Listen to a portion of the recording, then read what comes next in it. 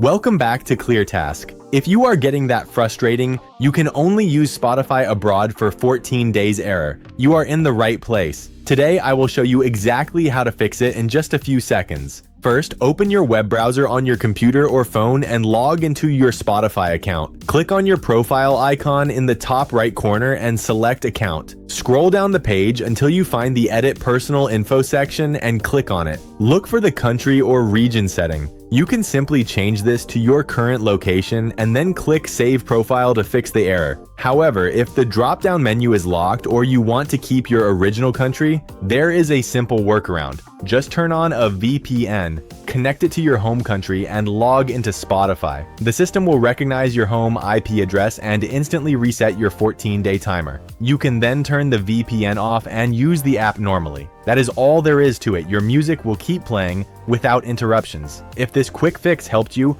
hit the like button, subscribe to ClearTask for more straightforward tech tutorials, and leave a comment if you need any help. See you in the next video.